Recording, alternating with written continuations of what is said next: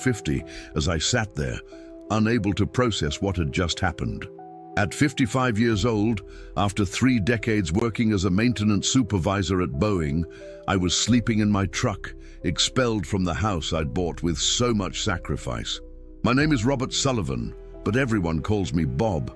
For 28 years, I dedicated my life to raising my 3 children, Tyler, 26, Madison, 24, and Connor, 22. After divorcing Sarah 15 years ago, I took on the responsibility of raising them alone, ensuring they never lacked anything: education, clothes, food, love. The dashboard clock read 11:47 p.m. My phone buzzed. It was my older brother, Michael. "Bob, where the hell are you? I'm at your house and it's all dark. The neighbors said they saw you leaving with suitcases." I took a deep breath, feeling the familiar chest pain that had accompanied me since my cardiac arrhythmia diagnosis 2 years ago. "Mike, I'm in the Walmart parking lot on Aurora Avenue." "What? Why are you—" "The kids kicked me out of the house." The silence on the other end was deafening. Michael, a respected lawyer in Bellevue, was rarely at a loss for words. "I'm coming there. Don't move." While I waited, memories of the past few weeks flooded my mind. It all started when Tyler lost his job at the startup where he worked. Instead of looking for another job, he began demanding that I increase his allowance. Yes, at 26 years old, he still expected me to support him. "Dad, I need at least $20,000 a month. How am I supposed to maintain my lifestyle? My friends will think I'm a loser." Madison wasn't far behind. Graduated in marketing 2 years ago, she refused any job that paid less than 6 figures annually. "Dad, you don't understand. I studied at UW. I deserve better. My friend Jessica's dad bought her a Tesla Model S. Why can't you do the same for me?" Connor, the youngest, had dropped out of college 3 times, each time claiming the courses were beneath his potential. He spent his days playing video games and streaming on Twitch to his 12 followers. The turning point came last Tuesday. I had just returned from a grueling 12-hour shift, my chest tight from the stress and physical exertion. The doctor had warned me repeatedly about overworking with my heart condition, but what choice did I have? The bills didn't pay themselves. I found my 3 children in the living room, waiting for me like a tribunal. "Dad, we need to talk," Tyler began, using his boardroom voice he'd practiced, but never actually used professionally. "We've been discussing and we think you're not doing enough for us." "Not doing enough?" I couldn't hide my disbelief. "I work 60 hours a week. I paid for all your educations. This house—" "That's exactly the point," Madison interrupted. "This house. You own it outright. It's worth at least $800,000 in this market. You could easily take out a mortgage and give us what we deserve." "What you deserve?" My voice cracked. Connor finally looked up from his phone. "Yeah, Dad, it's basic stuff. Tyler needs a BMW M5. I need the new gaming setup, the full one, with the 5,000 chair. And Madison needs her monthly allowance increased to 20,000. It's not like we're asking for anything crazy." I stared at my children, these strangers wearing familiar faces. "Basic stuff? $20,000 a month? Have you all lost your minds?" "Don't be dramatic, Dad," Tyler said coldly. "You're being selfish. Parents are supposed to provide for their children." "You're adults!" I shouted, immediately regretting it as my chest tightened. I reached for my heart medication in my pocket. "Oh, here we go with the heart thing again." Madison rolled her eyes. "So manipulative." That's when I knew I'd lost them completely. Michael's Lexus pulled up beside my truck, his headlights cutting through the rain. He got out, his expensive suit getting wet, not caring as he yanked open my passenger door. "Tell me everything," he said, his lawyer face on. As I recounted the story, I watched my successful brother's expression shift from confusion to disbelief to pure rage. "They said what?" His voice was dangerously quiet. "Bob, please tell me you're exaggerating." "I wish I was, Mike. They actually called a family meeting 3 days later, last Friday, said if I didn't agree to their demands, I needed to find somewhere else to live. My own house, Mike. The house I've been paying for since before Tyler was born. And you left? I nodded, ashamed. What was I supposed to do? Fight my own children, call the police? My heart couldn't take it. The stress. The doctor said another episode could... Okay. Michael held up his hand. First things first. You're coming to my house. Linda's already making up the guest room. Mike, I can't. Shut up. You're my brother. Second, we're calling David and Tom tomorrow. They need to know what their nephews and niece have done. And third, his eyes glinted with professional determination, we're going to fix this, legally. As we drove through the wet Seattle streets toward Bellevue, I stared out at the city lights blurred by rain and my own tears. How had it come to this? Where had I gone wrong? I'd given them everything, worked myself literally to heart problems, and this was my reward. My phone buzzed. A text from Tyler. Dad, stop being childish. Just come home and agree to our terms. It's not that hard. I showed it to Michael. He gripped the steering wheel tighter. Save that text, he said quietly. Save everything they send you. As we pulled into Michael's driveway, his beautiful two-story colonial lit up like a beacon in the storm. I realized this was just the beginning. My children had kicked me out, but they had no idea what they'd just set in motion. The Sullivan brothers, Michael, David, Tom, and I, had grown up with nothing in the south side of Chicago. We clawed our way to success through hard work and loyalty to each other. My kids were about to learn what family really meant, and it wasn't about BMWs and monthly allowances. It was about respect, love, and consequences. The next morning, I woke up in Michael's guest room to the smell of coffee and the sound of angry voices downstairs. For a moment, I forgot where I was, reaching for my work clothes before reality crashed back. I wasn't going to work. I'd called in sick for the first time in 5 years. My supervisor, Jim, immediately concerned when he heard my voice. Bob, what's wrong? You sound terrible. Family emergency, Jim. I'll explain later. I made my way downstairs to find my 3 brothers sitting around Michael's kitchen table. David had driven up from Portland overnight, and Tom had taken the first flight from San Francisco. Linda, Michael's wife, was pouring coffee, her face a mask of controlled fury. There he is. David stood up, his construction-weathered face creased with concern. At 58, he was the oldest, built like the ironworker he'd been for 30 years before starting his own company. Bobby, what the hell is going on? Tom, the youngest at 50, a successful restaurateur with 3 establishments in the Bay Area, pulled out a chair for me. Sit down before you fall down. You look like death. Thanks for the pep talk, I managed, gratefully accepting the coffee Linda offered. Mike filled us in on the basics, David said, his hands clenched around his mug. But I need to hear it from you. Did those kids really demand 20 grand a month? I nodded, then told them everything.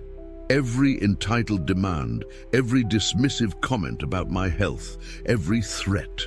By the time I finished, the kitchen was silent, except for the rain still pattering against the windows. Tom was the first to speak. I'm going to say something, and I need you all to hear me out. He looked directly at me. Bob, you failed those kids. Tom, Linda admonished, but he held up his hand.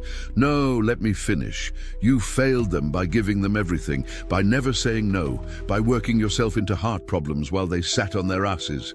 You loved them wrong, brother. The words stung because they were true. I'd been so determined to be different from our father, who'd worked us hard from childhood, that I'd swung too far the other direction. That being said, Tom continued, his voice hardening, what they've done is unforgivable. Kicking out their father, a man with a heart condition, over money. He shook his head.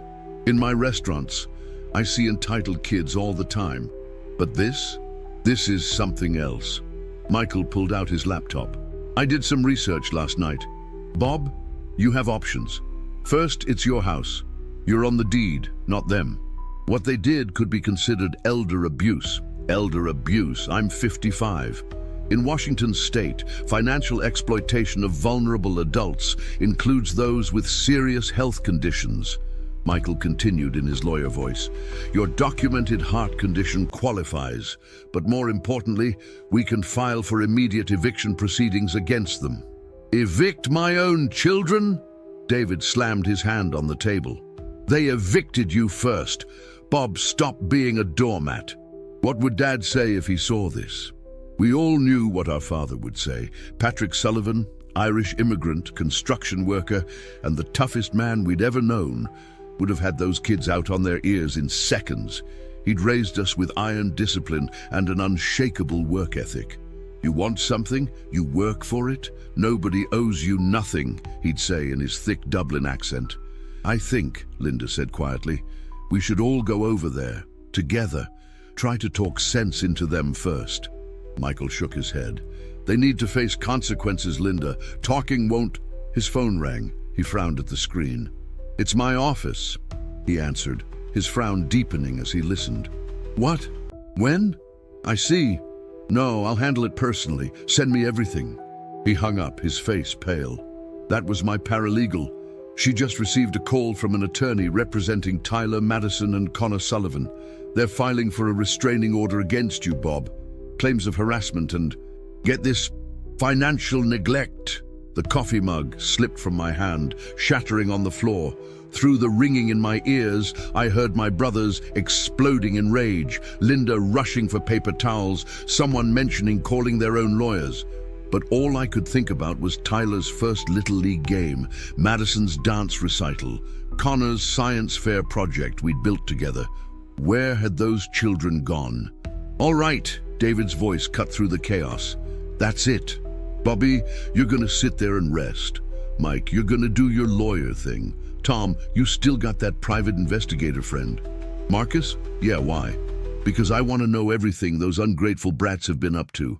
Every debt, every lie, every scam.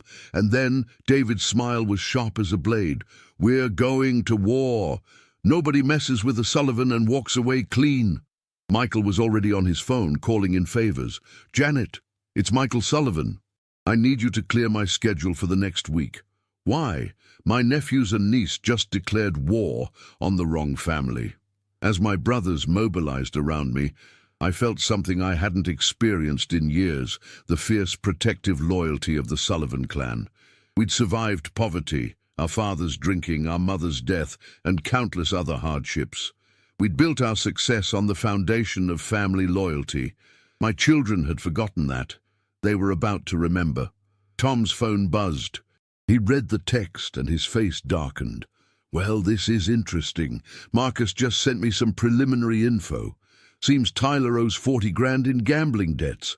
Madison's been fired from 3 jobs for theft. Petty stuff, but still. And Connor? He's been selling stuff from your house on eBay, Bob. Your tools, Sarah's jewelry you kept. Mum's jewelry, I whispered. I'd saved Sarah's jewelry to give to Madison on her wedding day.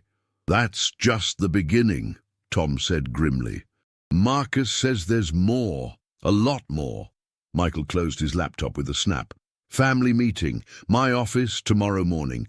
Bob, bring every document you have. Bank statements, the house deed, medical records, everything. David, Tom, clear your schedules. We're going to need all hands on deck. What about the kids? I asked weakly. Should we try to... No, all 3 brothers said in unison. They made their choice, David said.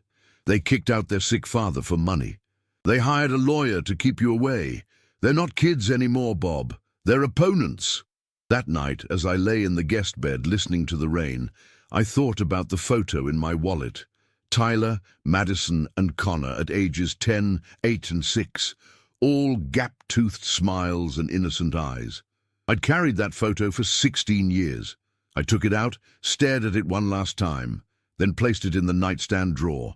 Tomorrow, the Sullivan brothers would go to war. And despite everything, part of me was terrified of what we'd find. Michael's law office occupied the top floor of a gleaming Bellevue high-rise, all glass and steel with a view of Lake Washington. I'd been here before for happier occasions, his partnership celebration, holiday parties. Now, the conference room felt like a war council. Gentlemen, Marcus Chen, Tom's private investigator friend, stood at the head of the table with a thick folder. "What I'm about to show you is disturbing. My brothers sat around me like bodyguards. Michael had his legal pad ready, David was cracking his knuckles, and Tom was recording everything on his phone. For posterity," he said. "Let's start with Tyler." Marcus clicked his remote, and Tyler's photo appeared on the screen. "Your eldest has been living quite the double life, Mr. Sullivan. While telling you he lost his job, he actually quit 6 months ago to become a day trader." Marcus used air quotes. "He's lost approximately $127,000 in the last 4 months. I couldn't finish. "Where did he get that kind of money?" Michael demanded. "Credit cards in his father's name," Marcus replied. 7 of them, all maxed out. The room spun. I gripped the table. I didn't authorize." "Identity theft," Michael said quietly, writing furiously. "Federal crime. Continue." "Madison," Marcus clicked again, "has been running an Instagram influencer scam. She promises brands promotional posts, takes their money, and delivers nothing. She's also been sued twice for breach of contract. Both cases settled out of court using," he paused, "money she told her father was for educational expenses." "The continuing education courses," I whispered. "She said she needed $30,000 for specialized marketing certification." "No such program exists," Marcus confirmed. "Now, Connor, this one's interesting. He's actually quite intelligent. He's been running a sophisticated online fraud scheme, selling gaming accounts and digital assets he doesn't own. He's made about $50,000, but here's the kicker. He's been reporting his father to Adult Protective Services for financial abuse to create a paper trail." David stood up so fast his chair fell over. "He's been what? 3 reports in the last 2 months, each one escalating. The last one was filed the day before they kicked Mr. Sullivan out." Marcus pulled out a document. "He claimed his father was withholding money that rightfully belonged to them, causing emotional distress." "This was planned," Michael said slowly.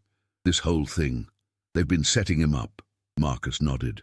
"The restraining order, the APS reports, the credit cards, it all paints a picture of an elderly man with health issues who's losing his faculties and financially abusing his children. If this went to court without our investigation, they'd win," Michael finished. "They'd get the house, claim power of attorney over Bob's finances, everything." I stood up abruptly, my chest tight. "I need air." "Bob," Tom started, but I was already heading for the door. In the hallway, I leaned against the wall, trying to breathe. My children, my babies, had been planning to destroy me. This wasn't just entitlement. This was malicious, calculated betrayal. The door opened. David stepped out, his face softer than I'd seen in years. "Hey," he said quietly. "You okay?" "No," I admitted. "I'm not okay.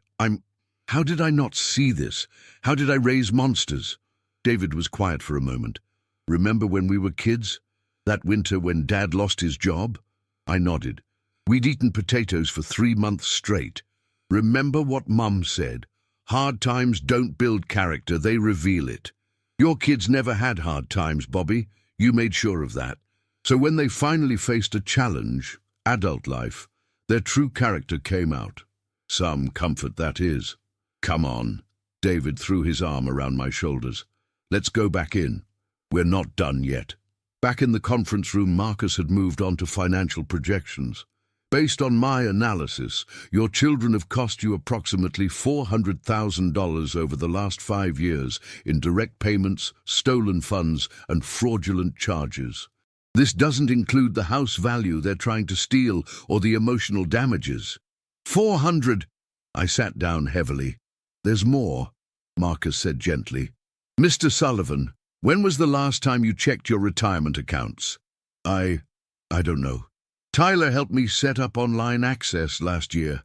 Michael's face went white. "Oh no. Marcus, please tell me they didn't." $275,000 withdrawn over 8 months. Small enough amounts to avoid triggering alerts, but consistent. The money went to an account in Tyler's name. The room erupted. Tom was cursing in 3 languages. David punched the wall, leaving a dent. Michael was on the phone with someone, speaking in rapid legal terms. I sat in perfect stillness. My entire life's work gone. My retirement stolen. My health ruined from overwork, and for what? So Tyler could lose it gambling. So Madison could pretend to be famous. So Connor could run internet scams. I want to see them, I said quietly. Everyone stopped. Bob, that's not a good idea, Michael said. The restraining order? I don't care. I want to look my children in the eyes and ask them why.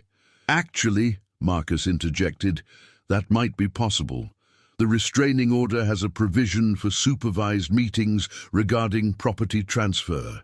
If Mr. Sullivan agrees to sign over the house, like hell, David snarled. Let him finish, I said. If you agree to discuss property transfer, they have to meet with you. With lawyers present, of course.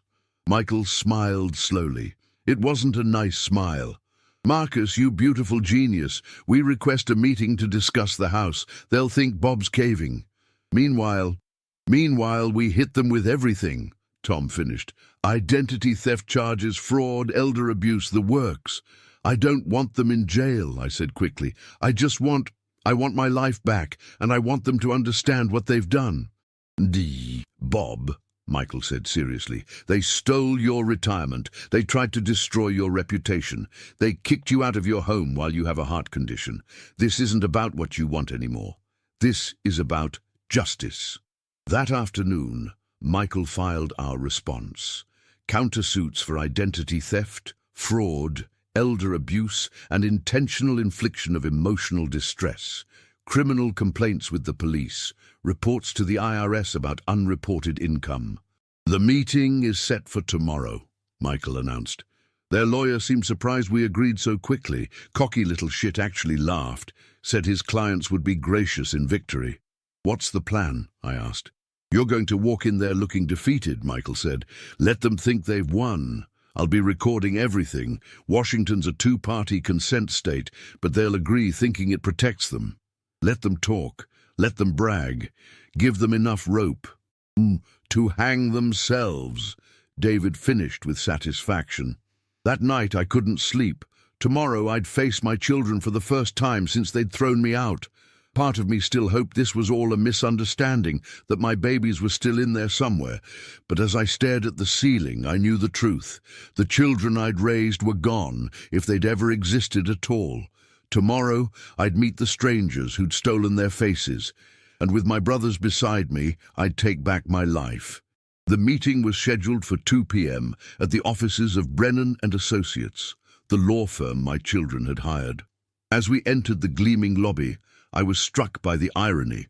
I'd worked overtime to put Tyler through law school, only for him to use that knowledge against me. Michael walked beside me in his best suit, briefcase in hand. David and Tom flanked us, their presence a silent threat. We'd decided all the brothers should attend, strength in numbers. Remember, Michael whispered as we rode the elevator, let them talk. The more they say, the deeper they dig. The conference room was all dark wood and leather chairs. Tyler, Madison, and Connor sat on one side with their lawyer, a young man who looked fresh out of law school. They didn't stand when we entered. Dad, Tyler said coolly, not meeting my eyes. Glad you finally came to your senses. I said nothing, taking my seat across from them. Michael set up his recorder, making a show of it. For the record, all parties consent to recording this meeting? Michael asked formally. We do. Their lawyer, introduced as Brett Brennan, said smugly.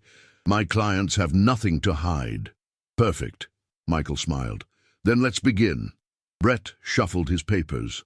Mr. Sullivan, we understand you're prepared to discuss transferring the property at 4827 Maple Street to my clients. I'm prepared to discuss many things, I said quietly. Madison leaned forward. Good.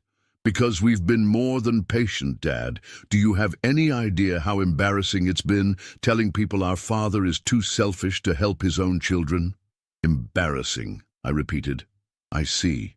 Look, Connor jumped in. We didn't want it to come to this, but you forced our hand. All we asked for was basic support. Instead, You hoarded money like some kind of dragon.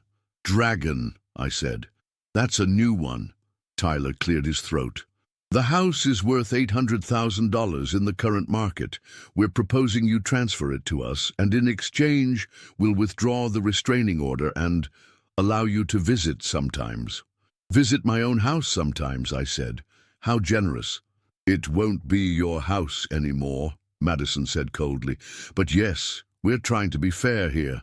Michael spoke up. And the retirement funds? The three of them exchanged glances.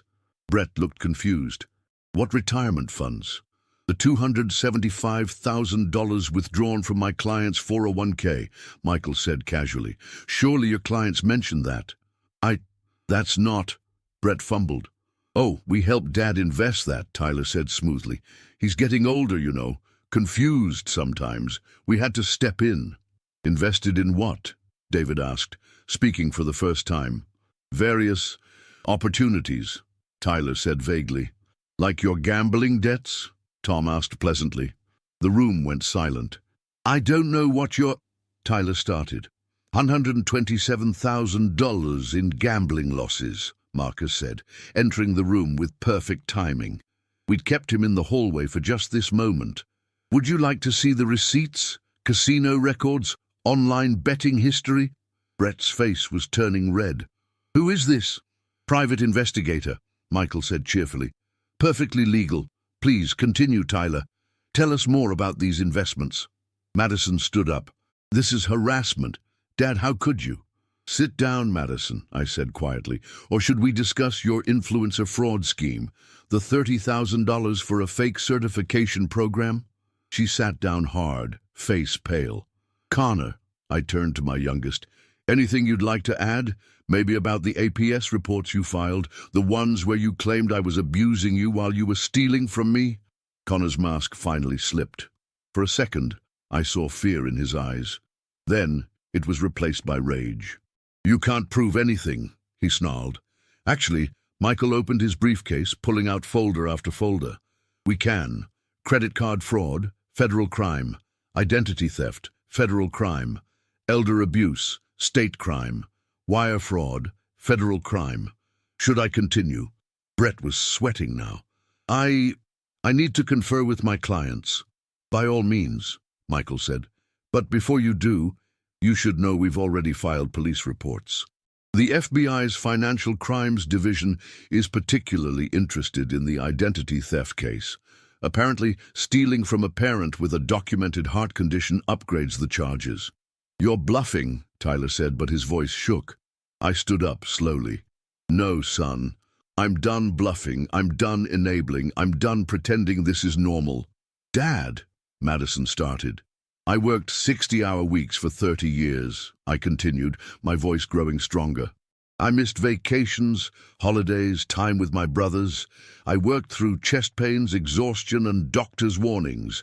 For you. All for you. Nobody asked you to... Connor began. Shut up, David roared, making everyone jump. Your father is speaking. I continued. I gave you everything. Private schools, college tuition, cars, allowances into your 20s. And how did you repay me?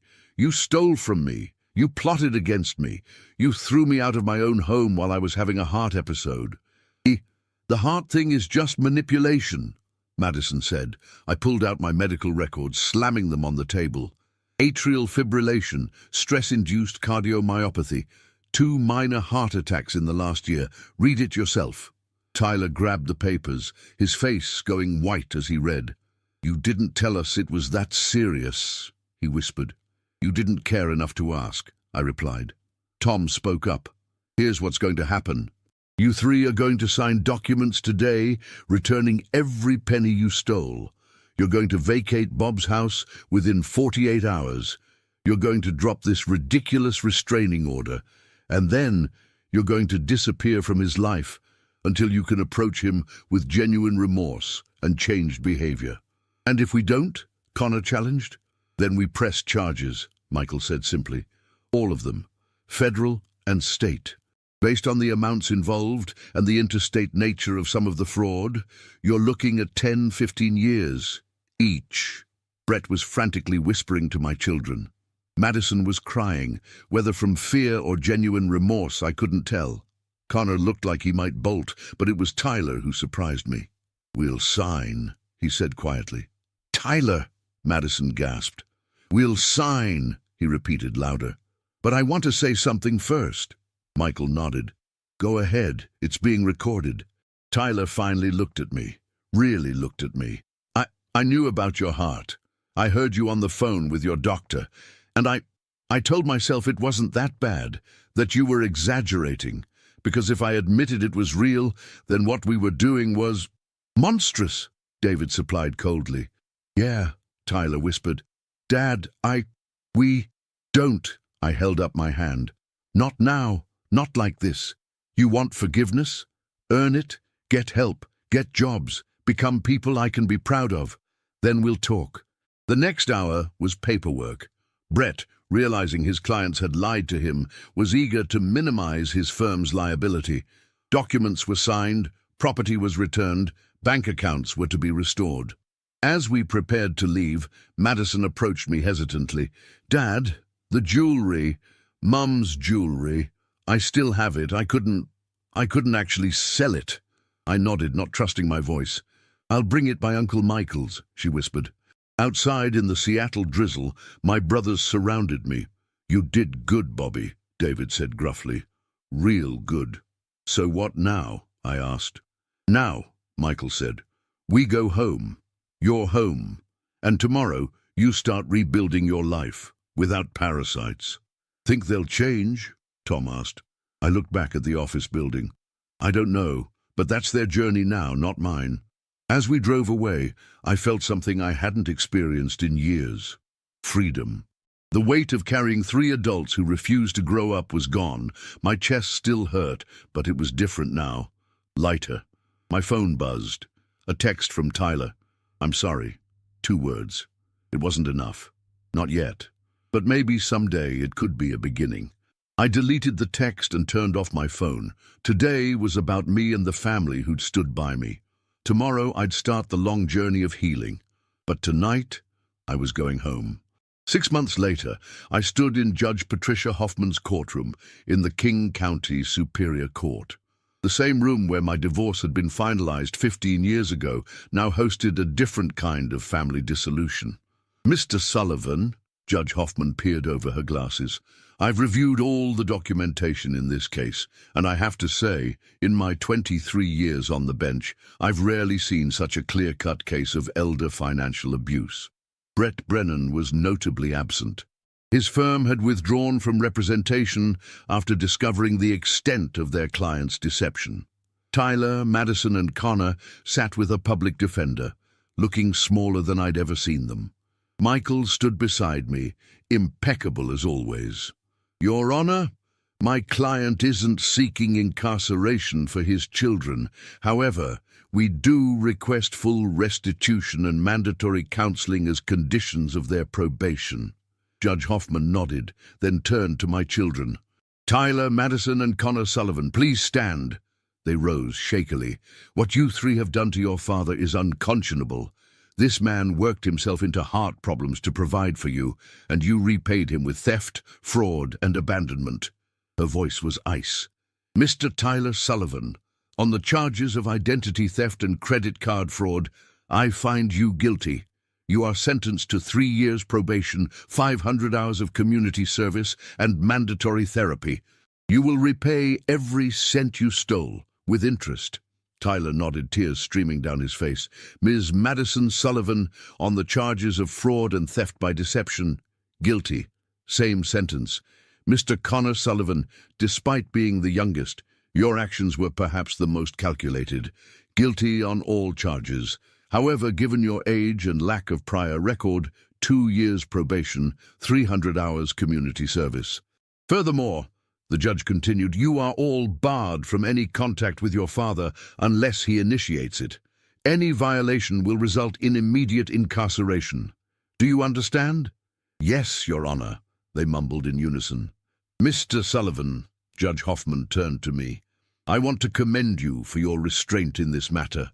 Many parents would have sought the maximum penalty. Your mercy speaks to your character. However, she looked back at my children, mercy is not weakness, and forgiveness must be earned. After the hearing, we stood in the courthouse hallway. My children huddled together, looking lost. Their designer clothes were gone, replaced by simple, practical outfits. Tyler worked at a warehouse now. Madison waited tables. Connor stocked shelves at a grocery store. Real jobs, honest work. Dad? Tyler approached hesitantly, stopping the court-ordered 10 feet away. I nodded, giving permission to come closer. We wanted to say thank you for not pushing for jail time. I don't want you in jail, I said simply. I want you to become better people. Madison was crying again, but it looked real this time. We're in therapy, all of us, individual and group. The therapist says we have narcissistic tendencies and entitlement issues. That's a start, David said gruffly. He'd flown in for the hearing, as had Tom. Connor, quiet until now, spoke up. I got my GED. I'm starting community college in the fall, paying for it myself. No good, I said, meaning it. We stood there awkwardly, the chasm between us vast, but perhaps not unbridgeable. We should go, Tyler said finally. Our bus. We take the bus now. As they walked away, Madison turned back. Dad, I love you. I know I didn't show it. I know I might not even understand what it really means yet, but I do. I nodded, unable to speak. After they left, my brothers and I went to Tom's new Seattle restaurant. He'd opened a branch here to be closer during all the legal proceedings. So, Tom said, pouring wine, what's next for you, Bobby? I smiled. I'm retiring early. Partial disability due to my heart. The union fought for me. Turns out working yourself into heart problems for ungrateful kids qualifies. Good, Michael said firmly. You've earned a rest. And, I continued, I'm selling the house. They all looked at me in surprise. Too many memories, I explained, good and bad. I'm buying a smaller place, maybe a condo near the water, something just for me. What about the kids? David asked. If they change, really change, then we'll build something new, I said. But the old dynamic, the enabling, that's dead and buried. 6 months later, I was unpacking boxes in my new waterfront condo when my doorbell rang. Through the peephole, I saw Tyler standing nervously in the hallway. I opened the door. Tyler. Hi, Dad. I know I'm not supposed to contact you, but I wanted to give you this. He held out an envelope. It's the first payment, on the money I stole. It's not much, but I took the envelope. Inside was a check for $500 and a letter. I'll go, Tyler said quickly. I just wanted you to know I'm trying. Tyler, I called as he turned. Would you like some coffee? His face lit up like when he was 7 and I'd agreed to extra batting practice. Really? Really? But Tyler, this isn't forgiveness, not yet. This is a possibility. I understand, he said quickly. A possibility is more than I deserve. As I made coffee in my new kitchen, I thought about second chances, about redemption, about the long road ahead. My children had a lot to prove. Trust, once shattered, isn't easily rebuilt. But for the first time in years, I had hope. Not for a return to the past, that was gone forever, but for something new. Something built on truth, respect, and genuine love, rather than obligation and enabling. My phone buzzed. A text from Madison. Saw Tyler's car in your parking lot. I'm glad. I'm not ready yet, still too much to work through. But someday, I hope. Love you, Dad. Then Connor. Aced my first exam. Thought you should know. I smiled, pouring 2 cups of coffee. Outside my window, the Puget Sound sparkled in the morning light. Ferries crossed back and forth, carrying people to new destinations. Starting over, just like us. Nice place, Tyler said, looking around. Smaller than the house. But it's mine, I said, really mine. No one can take it from me. Tyler winced but nodded. Dad, in therapy I've been learning about accountability, and I need to tell you something. The gambling, it started as a way to make quick money to impress my friends, to keep up the image, but it became an addiction. I'm in GA now, Gamblers Anonymous. That's good, Tyler. Really good. We talked for an hour, not as father and entitled son, but as two adults navigating the wreckage of our relationship. It wasn't comfortable, it wasn't easy, but it was honest. As Tyler prepared to leave, he paused at the door. Dad, Uncle Mike told me something at the courthouse. He said the Sullivan brothers always stick together. That family means everything. I want to earn the right to be a Sullivan again, a real Sullivan. Then keep working, I said.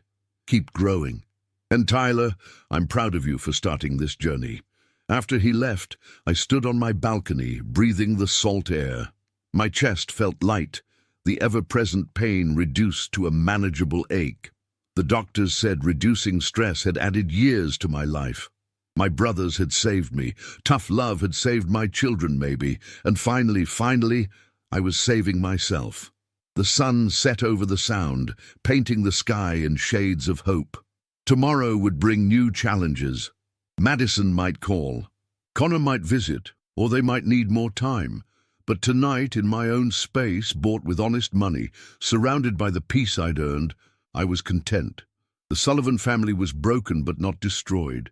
And sometimes what grows back is stronger than what came before. Sometimes losing everything is the only way to find what really matters. And what mattered wasn't the house, the money, or even the relationship we used to have. What mattered was truth, respect, and the possibility, just the possibility, of genuine love built on solid ground. It was enough. For now, it was enough.